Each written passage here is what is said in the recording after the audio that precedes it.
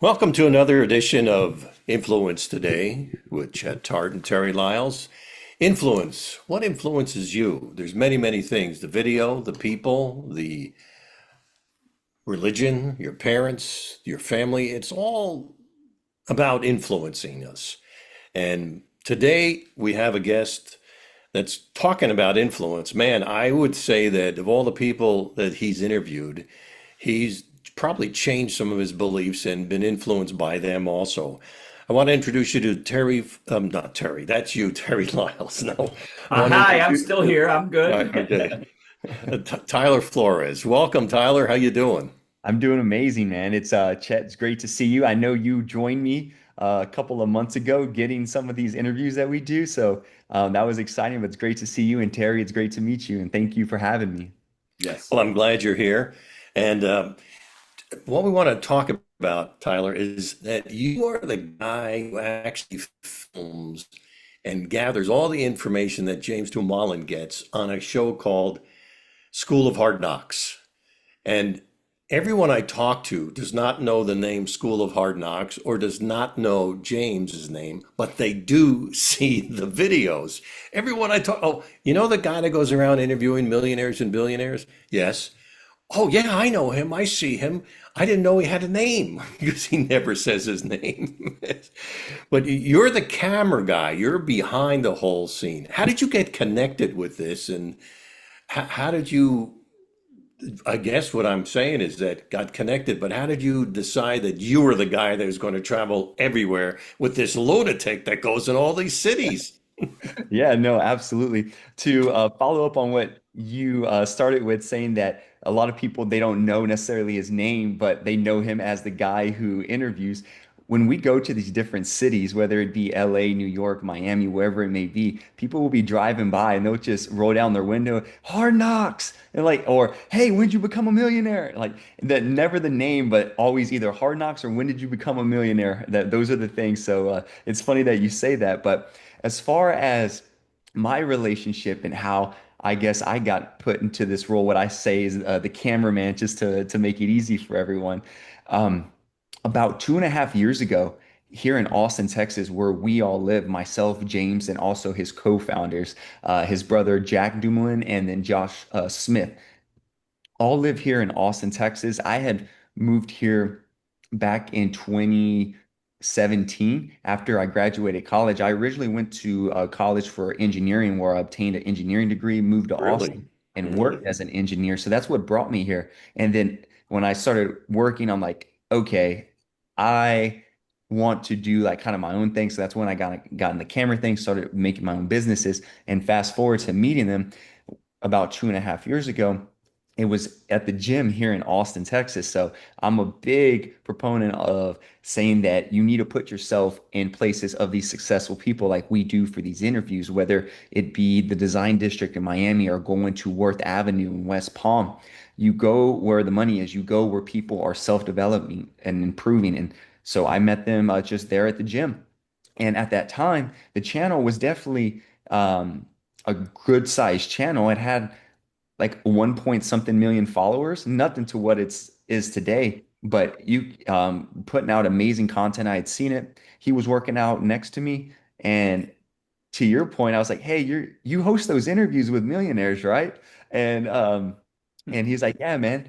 And that's me. I'm James. Introduced himself, and then he introduced me to his partners because we started chatting. He asked what I did, where I explained how I st at that time still working as an engineer, um, but also had my own media businesses, helping businesses marketing, branding, and in wedding films. I was growing a wedding team to do that. So with my background, he wanted to introduce me to his co-founder, Josh, who at that time was doing a lot of the back end work when it came to the production, the media, shooting a lot of the interviews, and just everything to do with that part of the business. So he was like, "Hey, you should meet him." And that's when we started chatting. So ultimately, we just started talking about camera equipment. He started asking me about how I go about my process of hiring videographers, hiring editors, and vice versa. I was asking him questions about business, how I should structure my contracts, how I should do this. So it was kind of just an exchange of value. We started working out together there in the gym. And then it eventually got to a point where They're like, hey, would you mind helping us out sometimes on some of these shoots, or whether it be filming with James or going to some of the clients that we have within our agency, whatever it may be. They just kind of asked if I could assist. I'm like, I would be happy to. So we just started building a relationship that ultimately led to where we are today of a partnership with some businesses, and now traveling the world, interviewing and meeting some of the most amazing people in the I world. bet. I bet. That's Wow. cool. And I noticing James's arms that I know that he works out. When does he have time? He's always, you guys are traveling. When do you get to the gym, Tyler? Yeah. Well, one of our rules is whenever we're here in Austin, it's non-negotiable that if we're here, we're going to the gym. So no days off whenever we're here in Austin. Whenever we're traveling, it's very challenging. Just flying, meeting people. And just not only that, because we have the during the day where we're out meeting people, interviewing, doing all that. But when we get back to the hotel, then it's like we have to do that back end work that a lot of people don't see. And so sometimes literally him and I will do push-ups and sit-ups there inside the hotel and kind of be like, okay, I'm gonna knock out 50, you knock out 50. Or we just go to the hotel gym. Granted, hotel gyms aren't always the greatest, but the biggest thing is as long as we're moving and doing something, then we'll take that as a win. Well, Yeah, that, yeah. and just quickly for James, because I've not met him personally, but I mean I've seen him, I know who he is. But for you, Tyler, like, okay, so you're behind the camera, he's in front of the camera. So Chet and I have done in front and in back of the camera. So what's it like being behind the camera? You know, like when you're watching this, I mean, what's going through your mind when I mean, I'm a shrink by trade, so I'm very inquisitive on that regard. But what is your perception of what's really being said versus what's said? Mhm.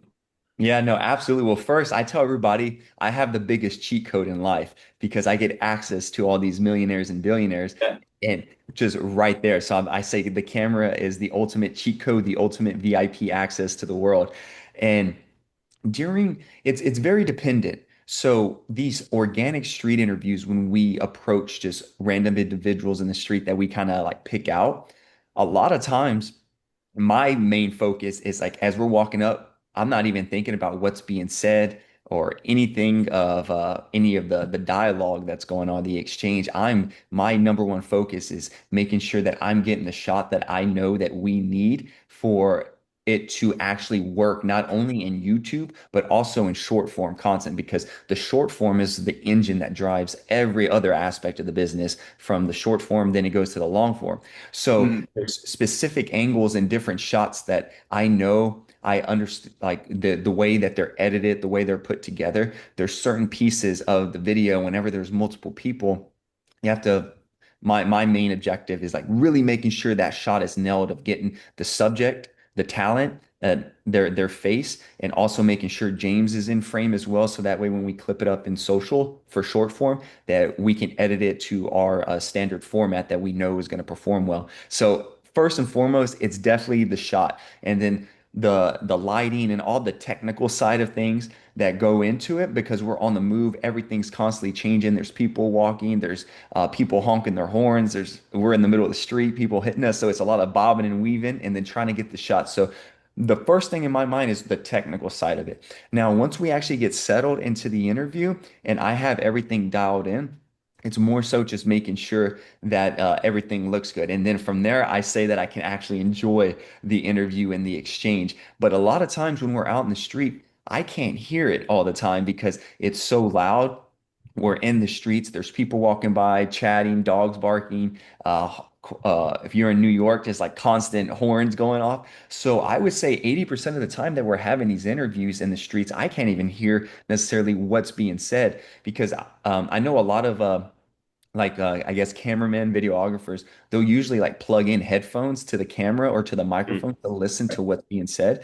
But I never go that route, just for technical reasons, for other things that we want to be aware of, and making sure we have, because we have multiple sources of audio going, and I want to make sure everything's good. But during the interview, not hearing much, um, but whenever we actually have like a setup interview with like a celebrity. Or this past week, we were just in Atlanta for a few days and we interviewed a gentleman, Arthur Blank, who Yep. is the founder of Home Depot, owner of Atlanta Falcons. We interviewed him inside Mercedes-Benz Stadium. So we had about 30, 40 minutes just one-on-one time. And there I was able to um, really take in a lot of different things that he was saying. And during those times, it's like I'm listening, and it's more so like when something is said, I'm like, that's going in the short form. That's a soundbite. That's going to go viral because Mm, we have these 20 to 30-minute long interviews, but we need to condense them down to about 90 to 120 seconds for short form content. And James, he's actively giving the interview, and I can always tell by his body language what's actually going to go into the short form. And, or sometimes I'll hear something and I'm like, bro, this piece right here needs to go in. He's like, ooh, I didn't even really catch that. Or you're absolutely right. Or he's like, I was thinking the same thing. So a lot during that time, I'm like, okay, is this interview going to be worth posting for short form? Because if we go out in the streets and interview 20 people that day, maybe two or three will actually get posted right. because there's a certain standard that we like to maintain and the level of quality of advice. And so it's like I'm constantly listening for those types of things. That's good. Yeah. You know, can I ask you, what is the biggest belief change that hit you after interviewing all these millionaires and billionaires? What did you have a belief of that changed? Growing up, I grew up in a very small town in South Texas, population of 2,000 people. And where I grew up was actually about 10 miles outside of that town. And so to me, anyone with money, either they were born into it, they had great connections, or they literally just got lucky. They won a game show. They hit it big at the casino. Like there was some factor that happened because I knew business owners from where I was from, but none of them were they accumulated crazy amount of wealth or success like that. So growing up, that was kind of a mind frame that I had. But when I moved to Austin, that definitely started shifting. But actually being one on one with a lot of these nine-figure, 10, and even 11-figure entrepreneurs, the I think it's like over 80% of those hyper successful people, over 80% of them have either started from nothing or were the first ones in their family to actually go into entrepreneurship and actually build something.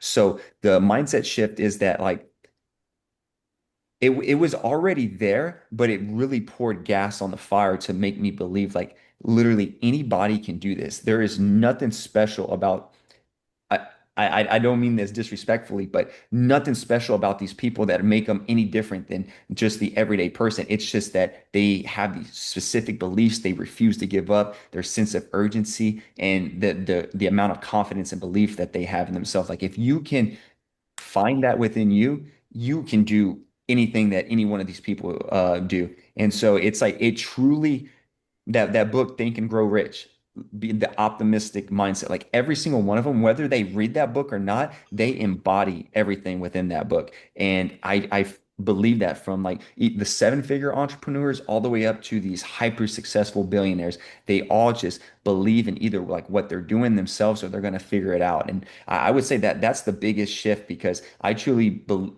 when I was younger growing up that you had to get lucky somehow. You had to do this. It can't just happen just from um, not anyone can do it, but I firmly believe that everyone has the capabilities of making it happen.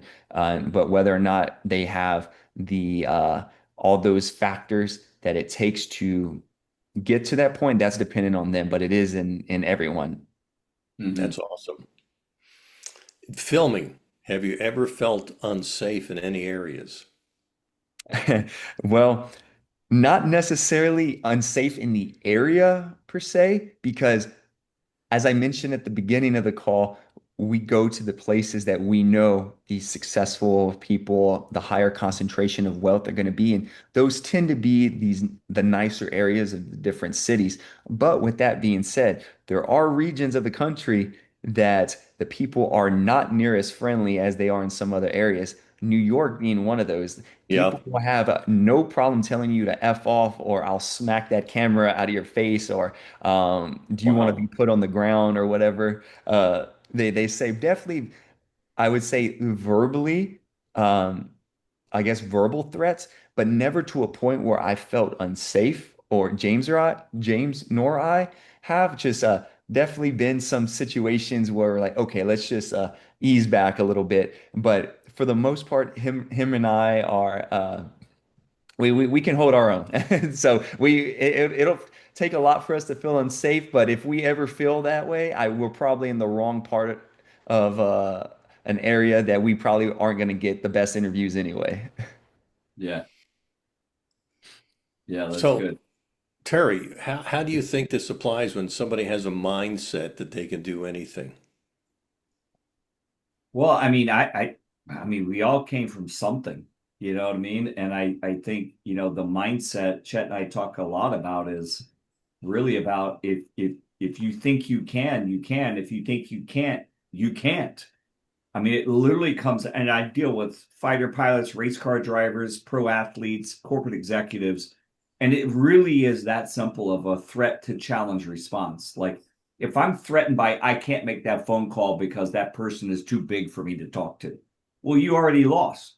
Call them anyway. All they can do is say no or hang up. So, but people hate rejection. Hmm. So I love the fact that if I'm rejected multiple times, I'm probably 8 or 9 pieces to the one. So if it takes 8 or 9 rejections to get one, I won. No matter who you know who I am, I still won. So I think that's really, and we did Man on the Street here in South Florida a few weeks ago with another project I'm working on. It was really interesting. Some people wave you off, and then other people, and then you catch them, and then you can't stop them, and then you end up with 15 minutes of video. So but I was the one that was doing the interviewing, but I was also the one that was brave enough to go out and go like, "Hey, what's up? Come here, come here, come here." Because the camera guy is like, I don't know, and it's like, so it was really interesting to see the dynamics of before the camera, after the camera. Like, I'd be interested to know who approaches people, you or James.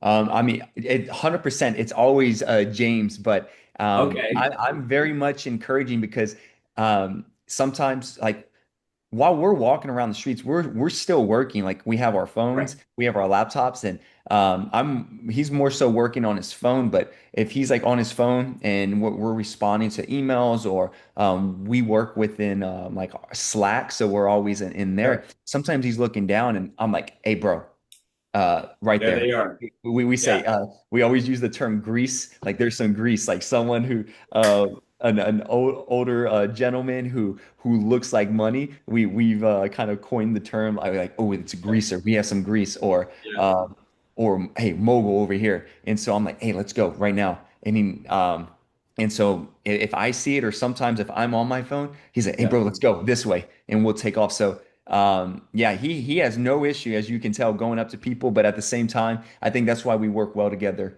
Good. is because I'm also like very much, I would say, extroverted. So I have no problem approaching people, or when people try to tell us that I need to stop filming while he's in the middle of his interview, I'm like, hey, I'm not stopping. We're keeping this thing rolling. But yeah, and I think that's something you mentioned, how you go up to like 9 people and only get one interview, like what y'all were doing, and just having the confidence to being able to go do that. And even like within business, that's something that I've noticed, is that there, although like the confidence, every entrepreneur we ask is like, hey, if you lost it all tomorrow, could you make it all back? They're 100%, no doubt in my mind, it's happening. Like, they have just this self-belief that they can make things happen because they've already done it. They have this crazy belief in themselves. But even if they're like, oh, I don't know, but I'm gonna figure it out. And I love this quote. We interviewed this gentleman. He was a spine surgeon in New York, and he just talked about like being better every single day. And that he said this quote from a philosopher. I forgot who that philosopher was, but he said that there's true true nobility is not being superior than your fellow men. True nobility is being better than your former self. He said, just get one day better. And he's like, and I love that. It's like at the end of the day, there's no competition with anyone else. Like it doesn't matter if you're not improving. It's like continue to work on yourself every single day. That's true nobility. And I thought that was really cool and interesting and great philosophy just across life and business. That's That's a good. great comment. Hey, give me the craziest 24 hours you've ever had. Oh man, okay, I got you You right must here. you He's must like have some. yesterday. Well, I mean, there's a lot. Like, I would say just this past week, James and I had a crazy 48 hours, but I'm going to say the 24-hour one was last year because we were based here in Austin, Texas. We drove down to San Antonio to go meet and interview Tom Cruise for the Mission Impossible Final Reckoning premiere. And he was only doing three interviews. It was Jimmy Fallon. I forgot which the second one was, and then the third one he wanted to do was the School of Hard Knocks. So we were driving to San Antonio to this theater where they were having a premiere to interview him. So we went there, we conducted the interview with Tom Cruise, and then as soon as the interview ended, we headed to the airport to fly to Los Angeles because that next day we were going to a studio to film with Will Smith. And so within 24 hours, we interviewed Tom Cruise and Will Smith, two absolute legends in the movie scene. And just the fact that those were literally back-to-back days, I'm like, this is an insane 24 hours. There's so many people who, well, first, it's just like won't go their whole life without meeting like some like a legend in their space like that. And the fact that we got two of them back to back within 24 hours was just insane. So that was just really cool as far as like a celebrity standpoint. But there's so many days where Hmm. we will meet someone like we and we were in Phoenix, Arizona. We interviewed the owner of the Phoenix Suns. We interviewed him, and he's like, "Hey, I would love for y'all to come to a game." And so he invites us to his game where we were sitting in the owner's suite, and Steve Nash is like a minority owner or on the board there. And we Yeah. were there watching the game with Steve Nash, another legend. And that was just we go from interviewing the owner of the Suns to sitting in his owner's suite, like, oh man, this is so cool. And then now we're watching the game with Steve Nash. So it's like situations like that that um, all the time. And the last week we were in London and we woke up, we went to this amazing food market and had amazing food, flew to Atlanta where we I don't know if are y'all familiar with Jesse Itzler? He Yes. Oh, okay, yeah. and his He's wife a friend Sarah of a friend down here. Yes, so we oh, know him. I know him. okay, yeah, and his wife Sarah Blakely. Yes. Okay, so we Jesse's flew. nuts. Jesse's crazy. Hey, we love crazy. I And know. I know. we flew from London to Atlanta and we met with Jesse to interview him. And then he was like, "Hey, I would love to have y'all over to my home. I was gonna have a sauna and cold plunge session." Oh, And yeah. he was like, "Would y'all be interested in that?" And we're like, "Yeah, absolutely." So after we wrapped up some interviews, we go to his home and we're having a like a 2 hour just chat from the sauna to the cold plunge with him and his wife. And I'm like, to me, I'm like, this is insane right now because people would pay thousands, tens of thousands of dollars just for like 30 minutes of their time. And we're here having sauna, a cold plunge, just talking about life, entrepreneurship, and just everything. And then we go from there to the next day to the Mercedes-Benz Stadium interviewing Arthur Blank, a $10 billion entrepreneur and who's built Home Depot, one of the I think the top 30 companies in the world. I think he said the valuation, depending on the day of the week you ask, is anywhere from 300 to 350 billion dollars. So, I mean, at this point, it's crazy to say, but it almost just feels like another day. But I feel like every time we're meeting these new entrepreneurs, it's like I can say that every single one of those days are just a crazy day. Yeah. Bernie Marcus used to live here, and he was one of the co-founders of Home Depot also. And Oh he wow. and he would speak also about the stories of how that started and how the mindset, because they almost failed. But the Yeah. stories are just unbelievable. Did you get backstories also from Arthur Blank about Home Depot? Yeah, I mean, he was diving into how at the beginning their margins were so thin Yes. that Yeah. that, like you said, they didn't know if like they were going to make it, but they And had nobody sold to them. Nobody would sell anything. and yeah, but they had that long-term vision. And that's something that when it comes to a big difference, when people ask us what's the difference between millionaires and billionaires, you'll hear James all the time say that billionaires think in decades. They always have a long-term vision. They're thinking like, okay, this for the next 2 or 3 years, I may like literally like have to eat shit, but I know at year 10, this is the move that's going to take us from just doing a few million to us doing multiple nine figures to hitting that billion-dollar valuation. So that's something that we see huge. And Arthur Blank, he embodied that, and I'm sure his co-founders like having that long-term vision. Like, you know what? Let's we don't need these margins. That's fine. Right now, we'll take that loss. So yeah, absolutely. So Tyler, listen, when you get to my age and Chet's age, Hey, I'm not you, at my age yet. yeah, well, I'm close. When you look backwards, what does all this really mean to you? What is all this worth? You've met all these Good people, question. you have all this influence, you have all this experience. What does it mean when you look back from, let's say 25, 30 years from now? Why? Yeah, no, that's an amazing question because I've never been asked that and nor really even thought about it. But the first thing that comes to mind is I am I'm just love to I love self-development. I love being the best version of myself. And I truly feel like with anybody, being the best version of yourself is also being able to help the most amount of people possible.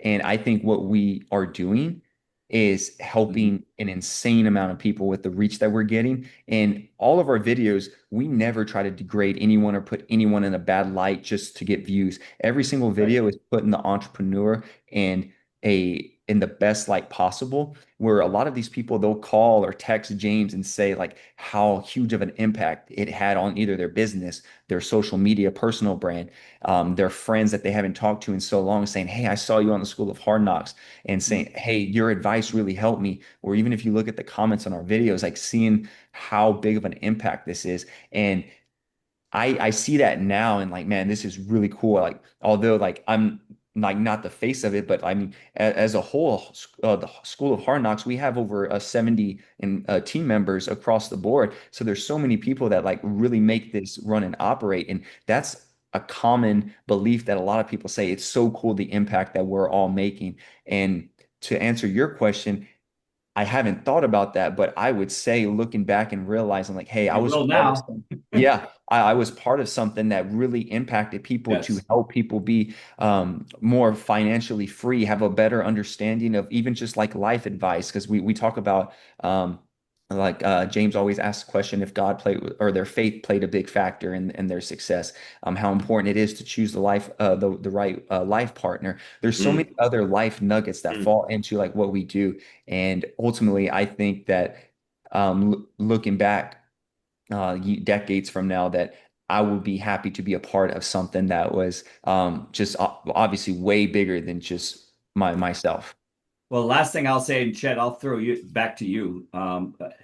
You know, in the Bible, Jesus said something very powerful. He said, whatever you save, you lose, and whatever you lose, you win, you gain." So by knowledge, by experience, whatever you keep to yourself did a disservice to other people that you could empower throughout your life. So just always remember when as you're aging and growing and learning, give it away. Just give the knowledge away. You can sell and do your business. I'm not talking about business now. I'm talking about like our lives because I think a lot about this every day. Like, what did I give away today that I could never get in return because I didn't ask for a return? It's what God gave me to give to somebody else who has nothing. So, whatsoever you save, you lose. Whatsoever you lose, which is destroy, you save a paluum. So really cool. So just to challenge you, as Chet and I do all the time, it's like, listen, man, if you didn't give something away today, a knowledge or information, or you saved it, and you can save, but money and knowledge are different things. So I try to give as much knowledge as I can away. Some of it I make money on, some of it I don't. But what I give away that I don't make money on, it's kingdom purchase. I love that. Yeah, that reminds me of Gary Vee. He's always talking about jab, jab, jab, right hook. Right.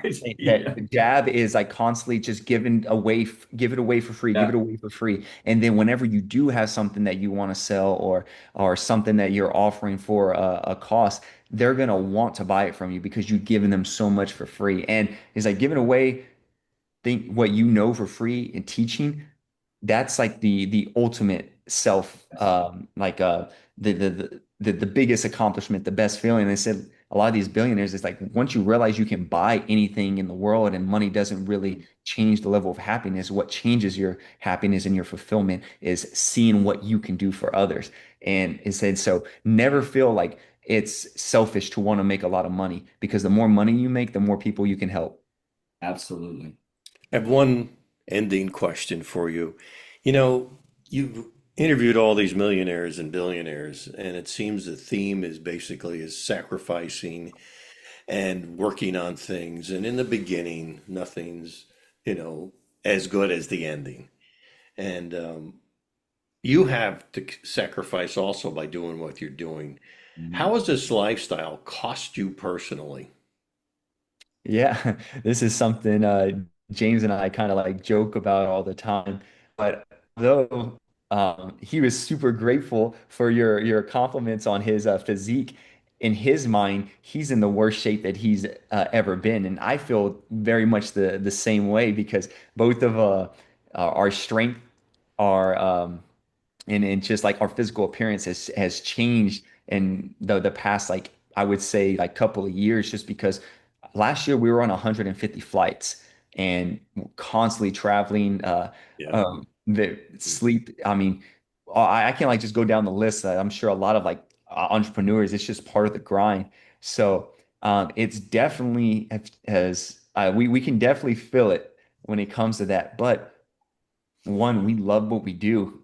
And second, we are constantly meeting these amazing people that even when we are tired, it's almost like, okay, we just got this adrenaline rush that we're about to chat with whomever it may be because we're both firm believers that regardless at the level of somebody is, even even if they're not a business owner, that there's something to be gained and something to be learned from every single person, regardless of the career path or where they are in life. Like I say all the time that you can learn from a homeless man in the streets because they have the insight of what it's like to survive on the streets that you may never be able to experience or know what that's like, and they can teach you like some life lessons through there. So I think being like hungry to constantly like learn, self-develop is it makes all that so much easier. And I also know like both of us are young and it's like hey this is the time we're supposed to grind so that way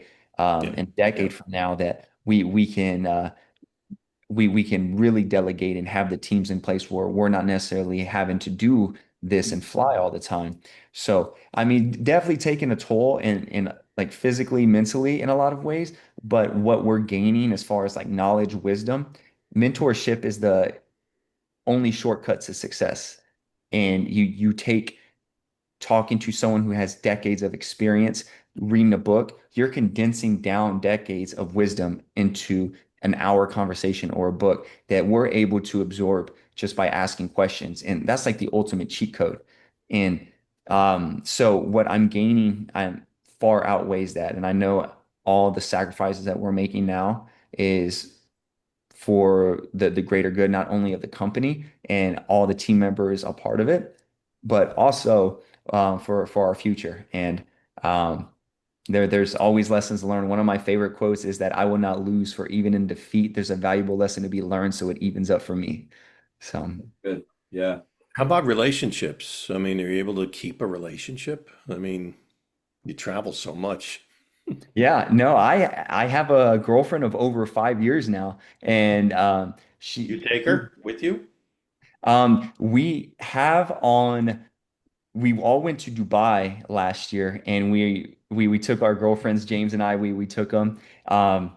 That and then we went Okay, I was gonna say we went to Jamaica last month, but that was more so just like a long weekend. It wasn't a business trip, but we have taken them on some trips, and I know we just went to London, and we're planning on going back there multiple times this year. So we were chatting about the next time that we could probably plan to bring them, but ultimately, it's definitely challenging because there's been some times where I'd go like almost months without without seeing her just simply Yeah. because flying all over. Sometimes I'll stop home for 2 days and then be gone for another 2 weeks.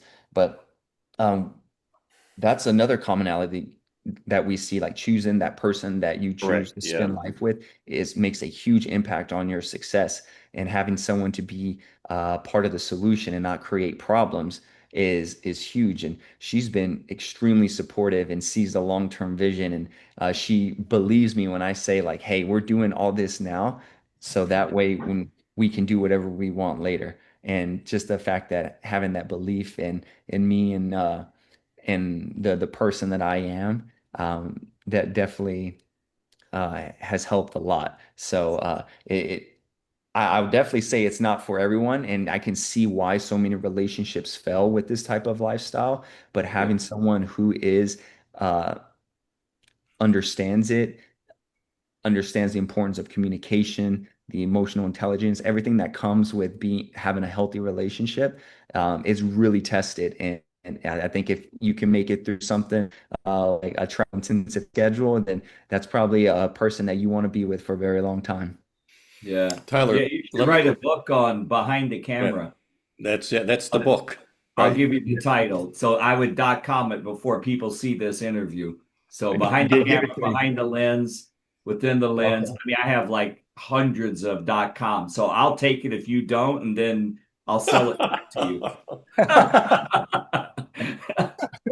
But you know Uh, what? Because I've written 5 books, and at some point you just go like, what am Yeah. I writing about? Well, I'm writing about things that are screwed up in my life. Things that could empower other people to not do that. Things that are successful in my life. Okay, you know what I mhm. mean? So people want authenticity, as you know, and I'm sure these millionaires, billionaires, they've made it to a place where like, listen, man, this is I would have done that over and over again. I would have never done that once, but I did it 10 times until I learned it the 11th time. It's just life.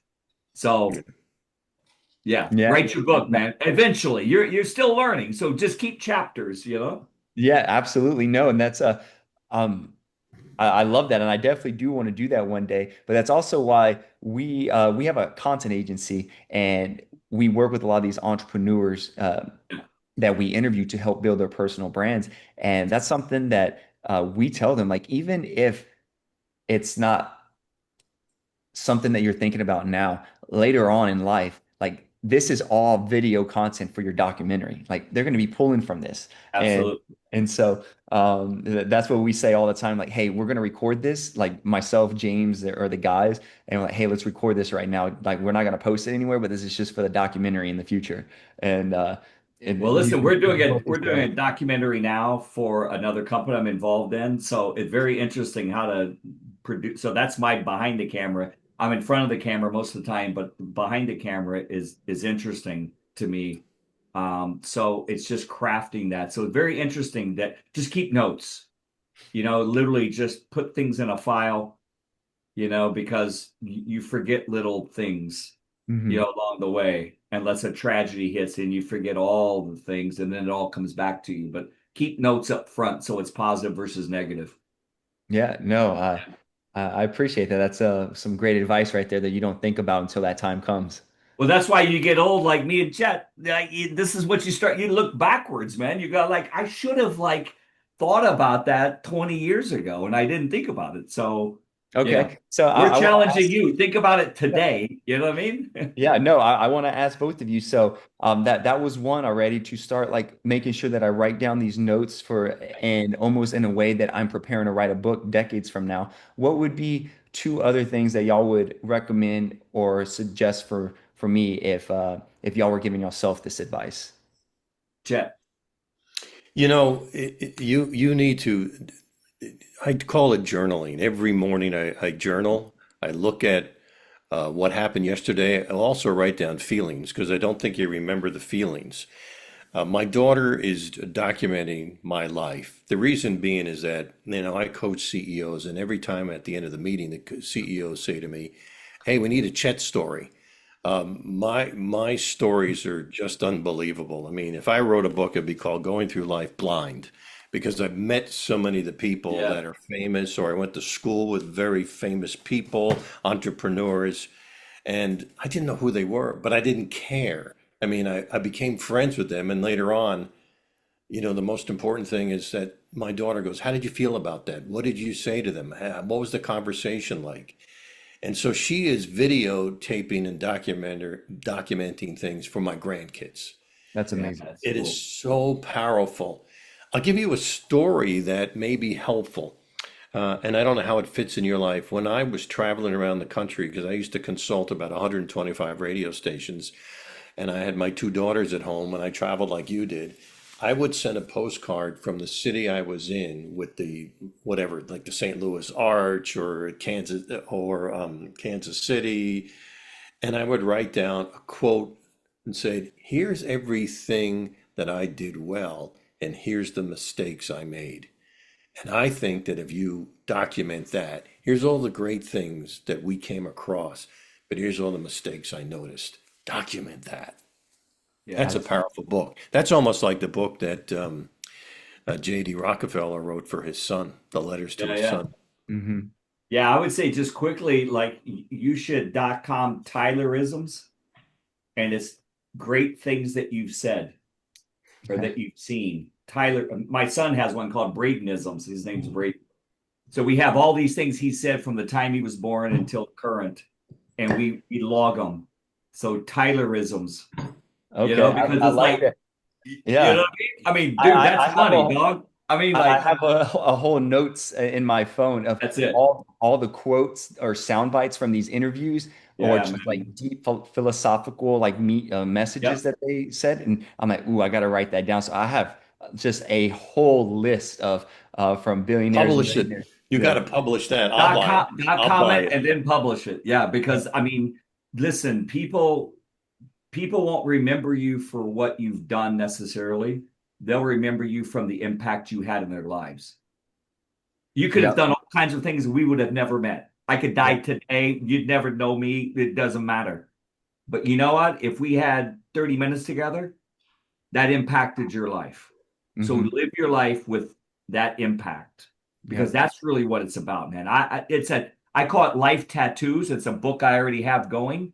I haven't done it yet, but what has tattooed your life? If you woke up and you had a tattoo and you didn't ask for it, what would it be? Versus tattooing yourself and becoming that tattoo expression to the world because life tattoos everyone. You either choose it or it gets burnt on you. I want to choose my life tattoos. I love that. And it reminds me of a quote. It says that, well, what you were saying previously, that people won't remember what you said, but they'll remember how you made them feel. Absolutely. Yeah. Good Can I stuff. can I leave you with a story about that? Because somewhere along the line, I want to talk about the School of Hard Knocks. We're just off the topic. But when I ran the radio station back in the 90s and 2000s, you would get a check, and on the bottom of the check, before direct deposit, there was a white piece that went with the check. And I go, I don't know what this white piece is all about, but I'm going to write on it for people who did phenomenal things. And if you did something great, I wrote on it. I said, hey, I've noticed this because, I had 100 employees and most of them didn't think I saw anything, but I saw everything. And I would write some nice notes on it. And what would happen is people would stand at my doorway and go, Jed, am I okay? I said, yeah, why? You didn't put a note on my check. I said, because it has to be something above and beyond, and it has to be something outstanding. So I'd write that, and I realized how star people were for affection and for affirmations. But Mhm. that's not the end of the story. That radio station was sold. I came back and I actually bought the radio station. And now I had a board of directors because the station cost me 70 million. And with the 70 million, I didn't have it myself. You have a board of directors. And people were being interviewed again about joining me. So they come into the meeting and said, yeah, I worked for Chet. And in their pages on their resume was these laminated notes that I wrote on their paycheck. And I got to tell you, that put me in tears. The Yeah. fact that they save those things. When you talk about doing something nice for people, holy mackerel, was that Yeah. powerful? That Yeah. that that's amazing. That's game right there. Again, it's like that that's years of wisdom and leadership skills just condensed down into the understanding just the human experience, and like something that small can make such a big impact. And I'm sure they probably wanted to do an even better job to first get the sticky note, and then two, because they saw that you appreciated that. So that's game right there. That's what we say. That's game. It is Tyler, game. the Yeah. quote is people are starved. They are starved for appreciation. Starved. Yeah. Yes. TSA last week I walked through and I thanked every TSA member for working for free. That's Every one amazing. of them. And it So salute me. You let's know? leave. Let's leave with the School of Hard Knocks. People just, I don't think they understand that the views are the tip of the iceberg. So I joined the School of Hard Knocks because I wanted to see what was going on, and it's amazing to me what is offered. Not only do you get to talk to some of these CEOs, not only do you get the podcast to see long conversations with them, but you have a community of people that are growing just like in Vistage that want to get better. And it's just amazing to me what James has done and his brothers have done to build something like this. Tyler, if somebody wants to join the School of Hard Knocks, what do they get? Yeah, so the community, it's built off the School of Hard Knocks. We call it the School of Mentors, and that's what we say mentorship is uh, the cheat code, the shortcut to success, because you can condense down years of wisdom and information. But within that community, we host live calls every single week with these 8, 9, 10 figure entrepreneurs that we interview. They come in and mentor the community where they can, people who join the call, like once you're part of the community, you can join every single call and have these one-on-one Zoom calls, just like what we're having right here, and ask them your questions, whether it be life advice, a specific place that you are in your business, or if they were, if you're struggling with some type of a pivotal moment within your business and you're not sure what the right steps are, asking someone who's built a 9 figure company in that same industry, it's like you typically have to pay people thousands of dollars for that type of access. So you're going to get this one-on-one access.